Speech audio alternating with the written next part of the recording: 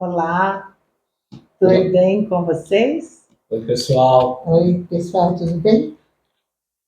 Estamos aqui hoje para conversarmos um pouquinho, discorrermos sobre um assunto que eu acho muito interessante. Eu pensei muito neste assunto por causa deste livro. Esse livro é sensacional. Ele é Psicogenealogia do Casal, as mais belas e nem tão belas histórias de amor, da minha querida professora Jaqueline Cássia de Oliveira. E eu sou muito grata, Jaqueline, eu conheci a psicogenealogia com ela, né? Então, eu gosto muito desse assunto. E aí eu estava lendo o livro e li a seguinte frase: quem casa, quer casa. A Jaqueline sempre toca neste tópico quando trabalhamos com casais, né? Nos cursos em que se trabalha a relação de casal. Que quem casa, quer casa.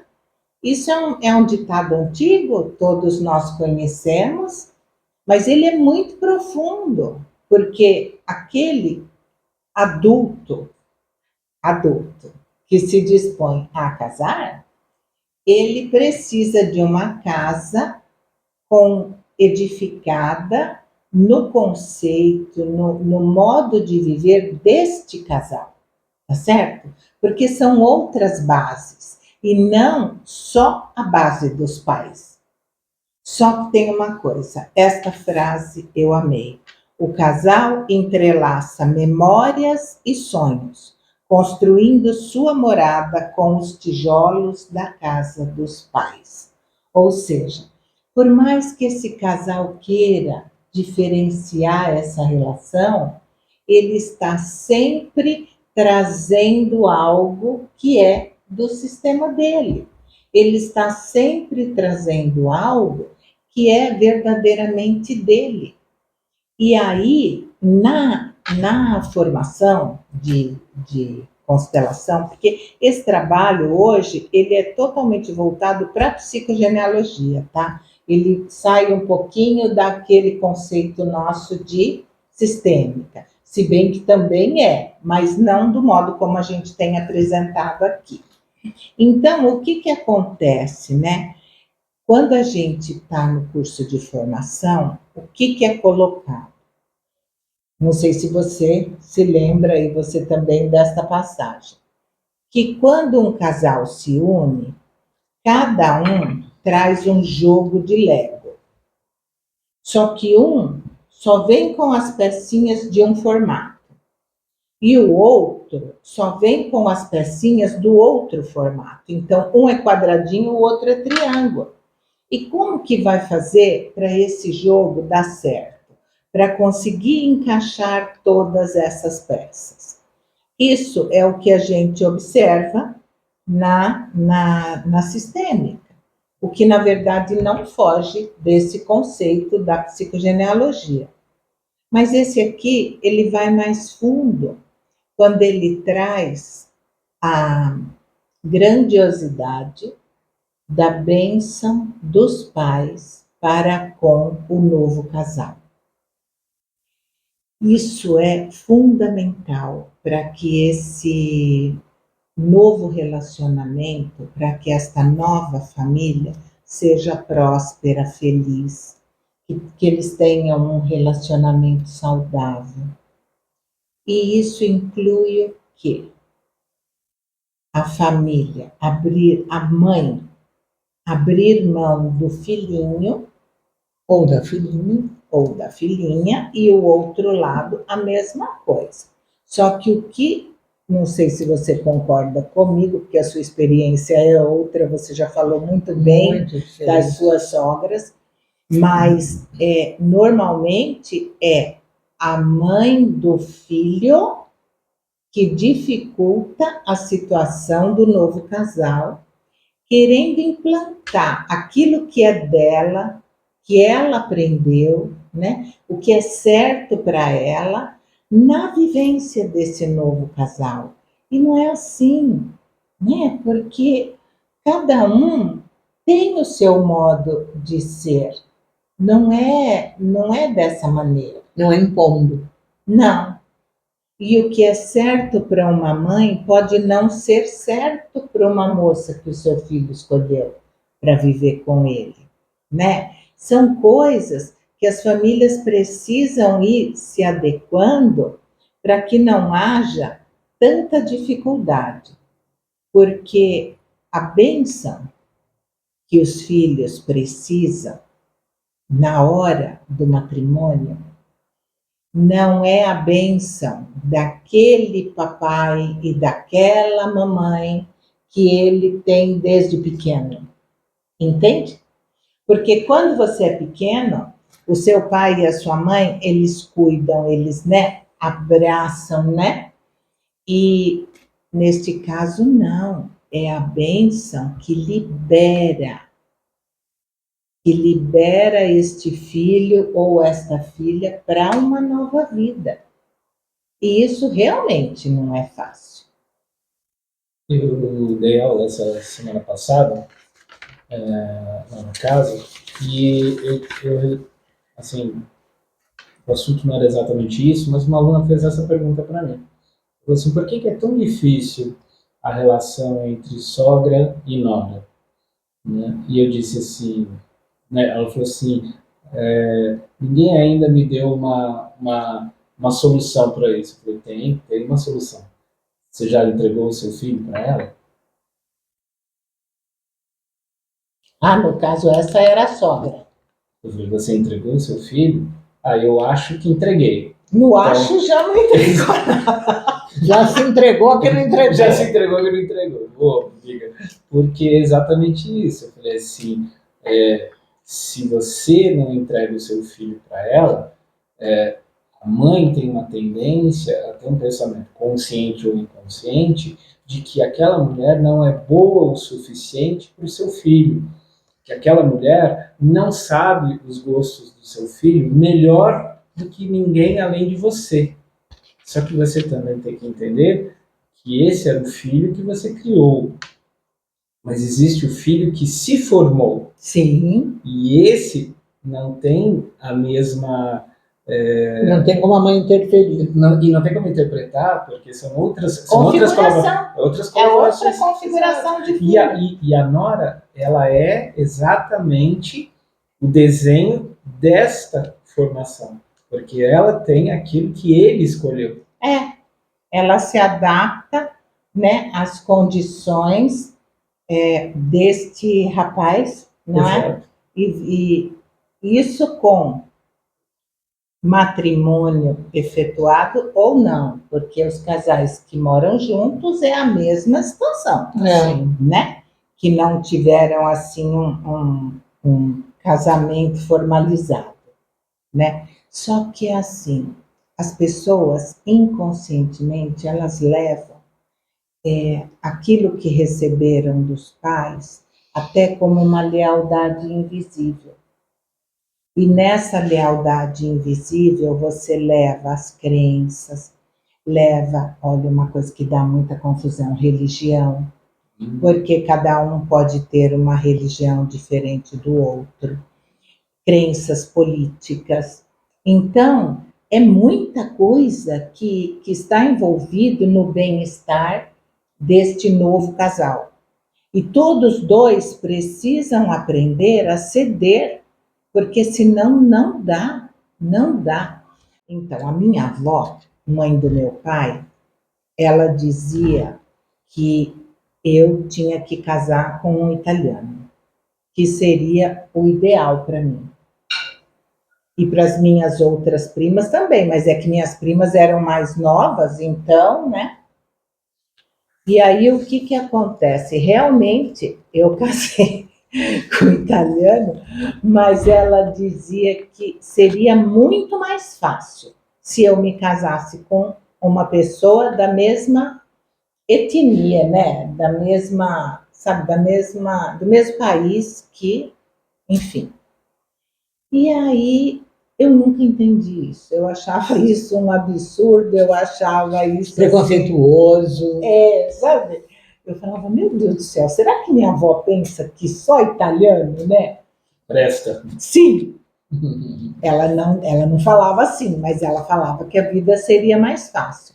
E depois, quando eu comecei a estudar a sistêmica, eu vi que, a minha avó era muito sábia, né? Porque é verdade, você traz praticamente as mesmas crenças, o mesmo gosto de alimentos, enfim, é muito mais fácil. Essa adaptação ela acontece de uma forma um pouco mais natural, né? Porque, de uma certa forma, o que cada um traz é parecido, né? Vem da mesma origem. É verdade. E aí, o que acontece? Quando um casal se forma, de alguma maneira, é preciso quebrar, não romper, mas quebrar o vínculo que tem com a família de origem. Porque nenhum casal consegue ir adiante e viver tranquilamente com a influência destas duas famílias. Porque o pai da moça, ele vai ver aquela sogra enchendo o saco da filhinha dele, ele não vai aceitar. A mãe também não. E aí, como é que faz? Eles não vão ficar quietos, né? Então, precisa, sabe, ter um distanciamento saudável. Como que se chama? Distância amorosa. Distância amorosa. Por algum tempo, para poder se estruturar como casal. E claro que não vai romper com ninguém. Não é essa a proposta. Quando você falou isso, eu me lembrei. Né? O pai não vai gostar de ver a sogra em Catalã. E lá se vem o grande dilema dos Bezenga e dos Berdinazzi. Os Mezenga e os Berdinazzi. É bem isso, né? Os Mezengas e os Berdinazzi. Mas o casamento também, ela coloca nesse livro com detalhes, que o casamento também representa uma oportunidade de ressignificar todo o conteúdo de crenças dessas duas famílias. Porque eu tenho um filho que é casado, eu já falei em outros, né, episódios, e é muito interessante como a gente aprende com a outra família. É claro que você precisa estar aberto, é claro que você precisa, né, ter. Mas, gente, cada um é um. Então, a gente não pode querer achar que o que é nosso está certo, né? É só o que eu recebi. Agora, o outro lado recebeu aquilo também. E esse ajuste é muito difícil. Eu tenho na minha família inúmeros casais que só conseguiram viver plenamente o casamento quando se afastaram dos pais, de ambos. Mudaram de cidade, tá? Mudaram de cidade. Onde o acesso era restrito como visita daí. Porque pai e mãe perdem um pouco o respeito, né? Esquece um pouco a educação. Minha filha precisa de mim. Meu filho precisa de mim. Vai lá correndo, sem ligar, sem avisar que vai, né? Tem muita gente que faz isso. E eu mesma. Por conhecimento de causa, fala. Por coincidência, eu mesma. De vez em quando, sinto vontade no coração, vou. Chegou lá, vou com a cara na porta, porque... Jura que você faz isso? Eu faço. Eu juro. faço, não. Eu juro. Às vezes me dá uma saudade das minhas netas, mas nem do filho, nem da nora. Uma saudade das minhas netas. Vou lá. Aí não tem ninguém, eu ligo. Onde vocês estão? Estamos na praia. Tá bom. Por quê? Por nada, não. Porque ninguém precisa dar satisfação para mim para onde vai, né? Na casa da filha é a mesma coisa, é mais difícil não ter alguém na casa da minha filha. Mas também do meu filho também é difícil, mas já aconteceram dos dois jeitos. Mas normalmente eu ligo, tá? Normalmente eu sou educada. É só quando bate aquela necessidade de vó, sabe? E vó, avó, é tudo perdoado, tá, gente? Deus perdoa. Mais ou menos. Até a segunda página. Uma vez nós estávamos na praia e, como vocês sabem, a gente mora em Sorocaba. E o meu sogro, nessa ocasião, morava em Salvador. Tal. E ele veio para São Paulo, a gente não sabia, ele não falou nada e também não perguntou. Aí ele liga, onde vocês estão? Nós estamos na praia. Ele estava aqui no portão. Ai, quis fazer uma surpresa. Quem foi surpreendido foi ele. Foi. Ele teve que ir embora. E meu marido ficou tão chateado. Lógico, né? O pai dele veio de tão longe e não avisou. Como é que a gente ia saber? Se a gente soubesse, a gente ficaria. Ah, mas você estava mais perto da praia, porque não foi na praia com vocês? Mas ele estava em Salvador, ele não avisou que ia vir para São Paulo. Eu entendi. Né? E aí, como é que faz? Então, essas situações são... Uma vez o meu pai foi me visitar em Salvador, quando eu morava lá. E foi em setembro do primeiro ano que eu casei. Em setembro, tinha jogo do Parmeira, lógico. E ele aproveitou a desculpa. Não, meu pai não era palmeirense de jeito nenhum. Meu pai era um italiano fora do padrão. Ah, tá. E aí, nós fomos assistir o jogo na casa de um outro paulista, que também era palmeirense, amigo nosso, e tudo bem. Era de noite, fomos, assistimos o jogo. Quando nós voltamos, o meu pai estava na portaria do prédio, sentadinho ali com a mala, menino. Eu quase morri, mas as minhas pernas ficaram... Eu não sei o que eu pensei, mas eu fiquei tão nervosa, minhas pernas tremiam, sabe? Falei, aconteceu alguma coisa? Ele falou, não, eu queria fazer uma surpresa. Eu falei, realmente fez, né? Porque eu fiquei muito surpresa. Ele só foi ver como eu estava. Então, a filhinha do papai. E não é? É. Ué, não sou a filhinha, né? Mas eu era a primeira. E eu estava muito longe, né? E ele ainda não estava acostumado, né? Com a história de casamento. Era primeiro ano, né? Era. Então ele foi. Minha mãe já tinha ido no meio do ano, e daí, quando foi em setembro, ele foi lá visitar. Olha o exemplo de tudo errado, né? Ele fazia o revezamento, né? Um mês outro, um mês outro. Eu pensei na história do revezamento também. Não, isso foi porque eu fui para lá em janeiro, né? Aí na Páscoa eu vim para Santo André. Aí no meio do ano minha mãe foi, em setembro ele foi, em dezembro eu voltei. Ou seja, gente, aquela época não tinha internet, bem. Há 40 e tantos anos atrás não tinha internet. Tinha muita saudade. Né? Tinha.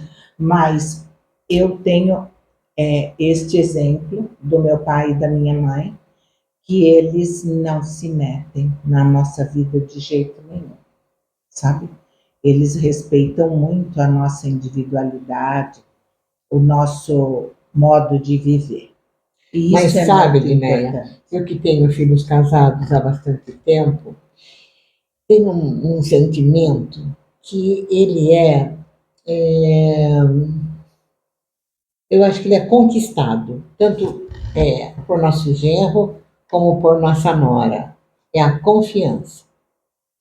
Eu confio plenamente na minha nora. Eu confio. Eu também. Nossa, gente, como eu confio. Então, ela era novinha, eles eram recém-casados, e ele sofreu um acidente e tal. E ela dizia para mim, ai, Biga, e agora eu faço o quê? Eu falava assim, eu confio em você. Eu confio em você. Não falava para ela o que ela tinha que fazer. Eu só falava que confiava. E os meus genros, mesma coisa. Né? Lógico que eu tenho convivência com o daqui de Sorocaba. Mas eu mega confio. A confiança, realmente, ela é conquistada. Né? E eu confio. Conquistada, entre aspas, porque mãe e pai têm faro. A gente tem faro. Então a gente olha, se a gente gosta do olhar, o coração bate e o cheiro da nora ou do genro é bom, perfeito. Agora, se não é, Se não é, a gente tem que engolir até a hora que eu só tenho filho, né? Então não posso falar de filha, mas até a hora que o seu filho perceba isso, porque você não pode se meter, não pode, não tem como. Isso que você falou é uma coisa interessante, porque eu penso assim, eu também acredito, né, nesse movimento, até porque a gente já viu isso, né? Então, quando os pais entregam os filhos respectivamente para o outro, e ao mesmo tempo cada uma das suas famílias recebe o outro de forma aberta, sincera e tudo mais, e você permite que os dois possam desenvolver, né? Porque senão vai parecer para o pessoal que é um pouco paradoxo, né? Você estava falando antes de que romper com a fonte dá errado, e aqui você está falando que tem que romper com a fonte. Não, não é isso. O que a gente está dizendo é dar tempo para eles adaptarem o que cada um traz de sua fonte. Isso, exatamente. Porque quando a verdade é a seguinte, quando os pais eles estão muito intrometidos dentro daquela relação, é óbvio que eles não vão adaptar, eles vão impor a cultura deles. E a fonte, ela é uma referência, ela não é a totalidade. Até porque o pai e a mãe são seres humanos e eles têm características próprias. Eles não são 100% fonte, né? Então a fonte está dentro de cada um deles. E a gente tem que dar esse tempo para que eles consigam interagir com os seus, né, com essas potências das fontes e começam a construir agora um novo laço mais forte, mais afirmativo para todos os descendentes que ali vão. Eu acho que é muito legal a gente comentar isso, né? Que a gente não está falando em ruptura, não estamos sendo contraditórios. Mas uma coisa que eu acho que também é muito legal isso que você está falando é que quando você leva para esse relacionamento, e aí é o que a Biga falou, esse lance do faro, isso também é uma coisa muito importante. Por quê? Porque as nossas escolhas, elas têm que ser baseadas nas nossas potências e não nas nossas dificuldades. Uhum. E alguns relacionamentos eu percebo que são escolhidos pela dificuldade e não pela potência.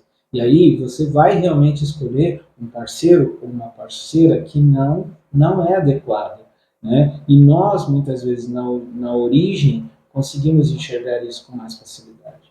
Então, aquela história, né? Não vai em supermercado quando você está com fome. Então, não vai escolher uma parceira ou um parceiro quando existem questões suas que não estão sendo olhadas por você.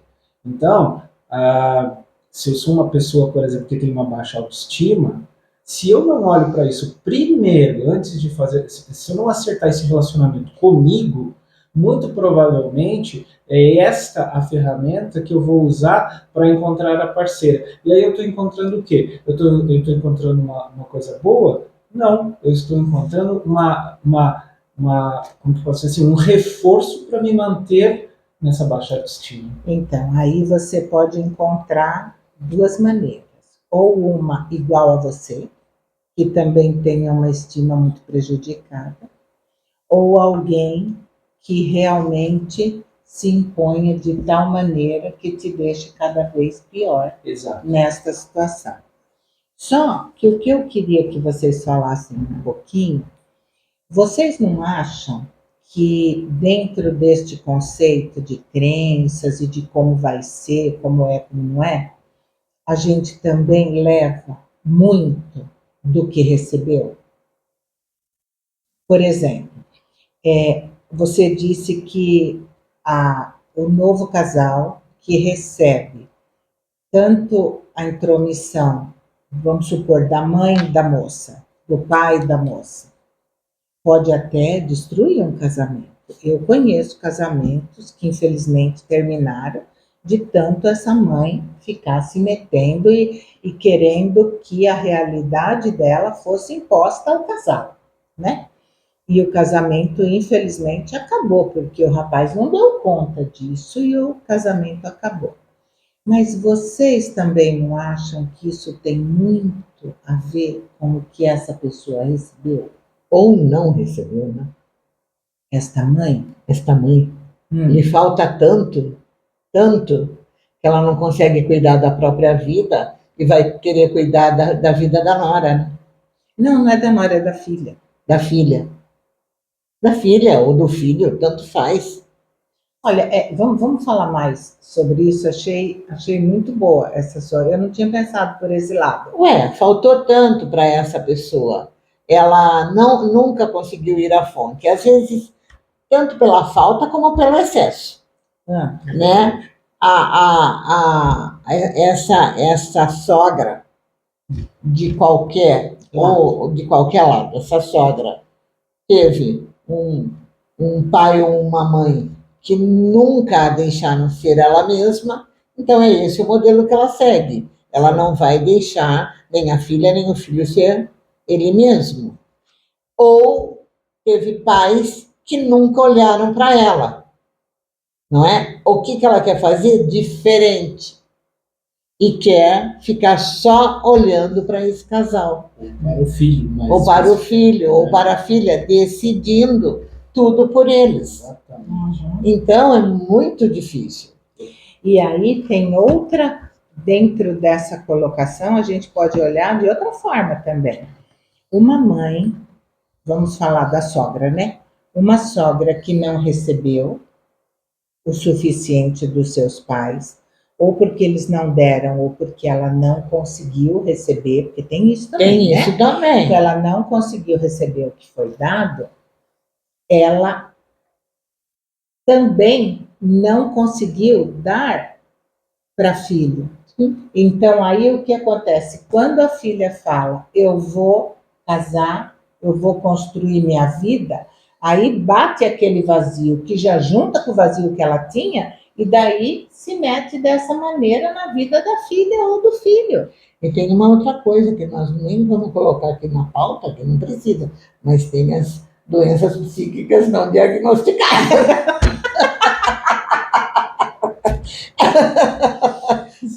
Sobre esse olhar que você falou, os pais que ceifaram e não entregaram muito, na verdade, o que eles estão dizendo para essa filha? Eu não acredito na sua capacidade de viver sozinha. Eu não acredito na sua autonomia. Dá atestado de idiota, de imbecil para a filha ou para o filho. E aí, aí ela cresce e vira sogra. Como é que você acha que ela enxerga o próprio filho? Eu não tive competência de ensinar meu filho, logo ele também não tem competência, porque se eu não tive competência pelo olhar dos meus pais, logo eu também não tive competência para o meu filho, então eu tenho que cerceá-lo o máximo que puder. Então, aí eu acho que entra muito do ego dessa mulher. Com toda certeza. Porque algumas pessoas podem não ter tido, né, esse olhar amoroso dos pais, essa convivência. Por exemplo, a minha avó materna, que não teve mãe, não teve pai, e ela nunca se meteu na vida dos filhos. Casou 7 filhos e ela nunca se meteu na vida de ninguém. Ela era absolutamente na dela. E foi esta sogra que ela recebeu. Olha que interessante, né? A sogra da minha avó era uma pessoa muito amorosa, muito querida. Lei da compensação. E daí a minha avó pôde levar isso para todas as noras dela. Hoje, minha avó tem poucas noras, né? Tem só 2 que estão, acho que só 2, mas enfim. E elas são muito gratas à minha avó, porque ela foi uma excelente sogra. e ela não recebeu da fonte dela. A minha mãe entende? também não recebeu, né? A mãe dela sempre foi, nunca se soube para onde foi a mãe dela. E eu, engraçado, olha só, eu como filha, eu ficava me questionando por que a minha mãe não sabe qual é o prato predileto dos netos dela. Ela só tinha eu como filha, e só meus filhos como neto. Ela não sabe o prato predileto, isso ainda quando eles eram pequenos. Ela não sabe a cor que eles gostam, também dar um presente, alguma coisa assim. Gente, minha mãe não sabe nada. E diz que ama, diz que não sabe nada das minhas crianças. Não sabe a fruta que gosta, não sabe a fruta que não gosta, né? Oferece a fruta que eles não comem. Eu ficava indignada com isso, sabe? Eu julguei, crucifiquei muito minha mãe. Eu dizia, ela não sabe ser vó. Porque uma avó tem que saber, né, tudo isso. Só que ela também não teve esse treino, né? De alguém lhe dar aquilo que ela gostava, da cor que ela gostava, do sabor que ela gostava. Ela não teve ninguém para fazer isso. Agora eu tenho 6 netos, 5 meninas e um menino. Pergunto se eu sei a cor que eles preferem. É muito neto em baralho. O prato, mas mãe, ele não gosta disso, é ela que gosta. Puxa, confundi, sabe? Então, olha só como eu era arrogante, né? Sempre somos. Sempre Como a somos. gente é arrogante quando a gente está naqueles bendito 30 anos, né? Que a gente acha que é dono da verdade. Né? É isso. Ela coloca tão bonito isso, quer ver? Cada casal fabrica suas próprias chaves e juntos abrirão muitas portas. Nossa, que lindo. É lindo, né? Tá poética hoje. Porque não, eu não, é Jaqueline. Eu só li, achei lindíssimo, porque é por aí.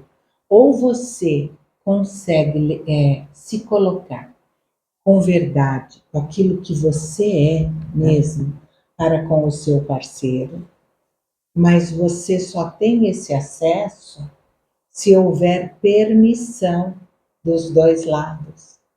E essa permissão, isso é importante dizer, quando este casal de pai e mãe abençoa esta união destes filhos, não são só eles que estão abençoando, mas toda uma ancestralidade. Eles representam toda a Ancestralidade, exatamente.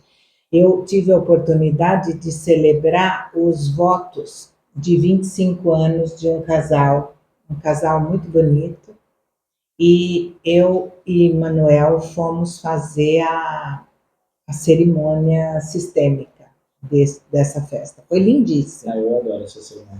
Então, e aí é assim, trazemos os pais, os avós, aqueles que não têm mais pais e avós aqui na Terra, eles são simbolicamente representados, sabe? A mulher olha, até me arrepia, a mulher olha para toda a ancestralidade do marido, e o marido olha para toda a ancestralidade dessa mulher. E isso é lindo, porque eu estou recebendo este ser por inteiro, não aquilo. 25 anos depois, eu reafirmo o meu compromisso Isso. com todos vocês. Foi lindo, foi lindo. E os casamentos, os primeiros, né? Quando é casamento mesmo, primeiro, é muito lindo, porque o casal já começa com uma outra base, com uma outra estrutura. Quando me convidam para Com consciência. Sim. Quando me convidam para fazer cerimônia, normalmente eu faço esse, vamos dizer assim, esse exercício sistêmico, né? Porque eu realmente acredito que isso dá chance da prosperidade para esse casal começar muito melhor. Neste capítulo, ela fala inclusive das festas de casamento. Como é importante Celebrar. e manter as tradições dos dois lados. Porque, às vezes, são de culturas tão diferentes que a festa, até no organizar esta festa, é necessário um outro olhar, porque os dois lados precisam ficar satisfeitos com essa união, com este modo de celebrar esta união. E a Teresa Arceloni é uma pesquisadora, é uma italiana, é uma professora que pesquisa muito sobre relacionamento de casais. E ela diz que a realidade das relações de hoje é mais diversa. E é, né? Porque hoje já tudo está diferente. As formas de convivência dos casais são múltiplas, assim como os motivos para estarem juntos ou se separarem. Porque quando a gente estuda o relacionamento de casais, a gente aprende que são vários os motivos que podem unir um casal. Tem casais que se unem por posição social. Tem casais que se unem só por dinheiro. Outros se unem só para fugir ou sair daquela responsabilidade familiar original. Então, cada um desses modos de relacionar-se, quando uma dessas partes rompe, acabou o relacionamento. Aquele que se relaciona só por dinheiro, se uma das partes, a parte que tem, né, mais possibilidade, se ela vem a perder tudo, o casamento acabou. Porque o casamento era pautado naquilo. Então, quando você vê, a gente vê isso em novela, né? Mas na vida real também tem. Casais que uma das partes trai muito, comete muitas traições e a esposa sabe. E daí a crítica é enorme, né? Mas a base deste casamento era uma ascensão social. Então ela conseguiu isso. E aí a traição tanto faz. Não pega tanto para ela. Mas o que nós falamos aqui é diferente. Nós estamos falando de um relacionamento amoroso, harmonioso, né? Para se constituir uma família. De verdade. Né? De verdade. E isso custa muito. Eu penso que quando você me fala sobre esses outros motivos que ela cita, para mim a pessoa não casa com a outra pessoa. A pessoa casa com a conveniência daquela pessoa. Sim, claro que é. Por isso que o relacionamento acaba. Porque se eu me casei com uma fortuna e a fortuna acabou, o relacionamento não é com a pessoa. Mas veja, tem muitos acertos, né? No imperialismo mesmo. Os filhos dos reis não têm escolha. Sim. Né? Ou não tinham.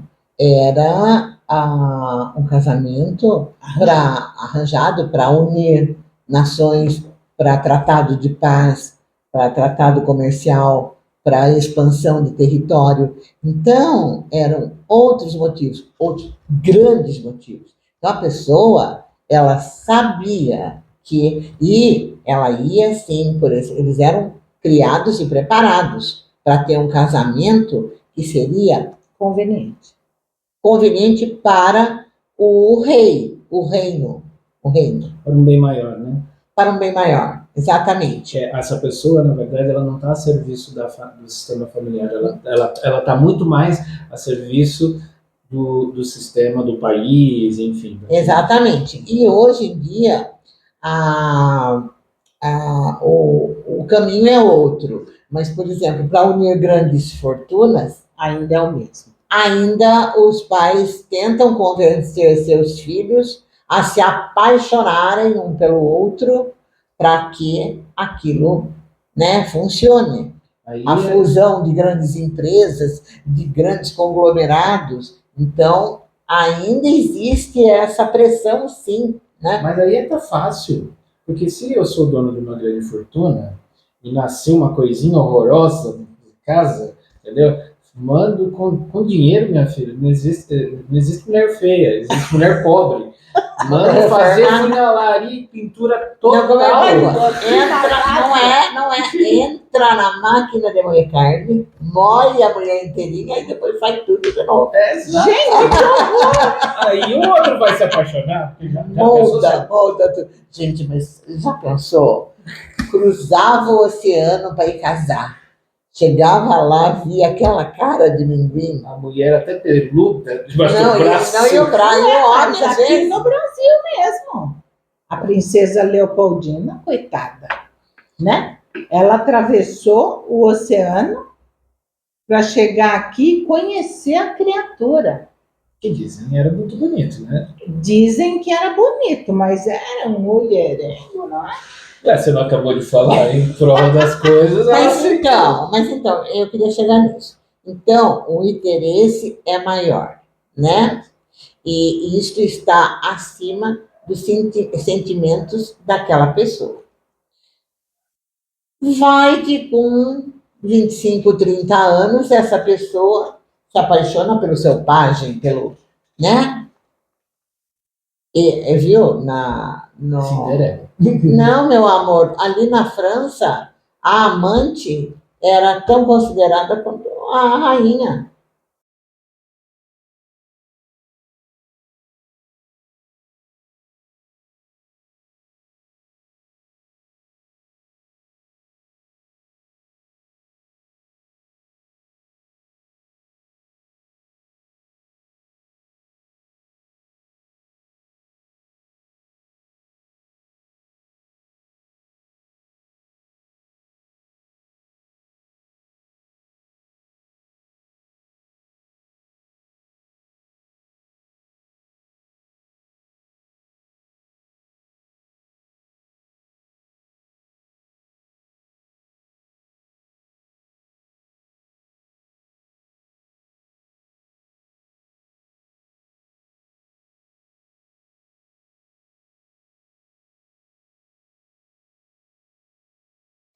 E aí, tá gostando do nosso canal? Curtiu o episódio? Então não vai se esquecer de se inscrever, curtir, comentar e compartilhar. E para que você saiba de novos episódios, ativa o sininho.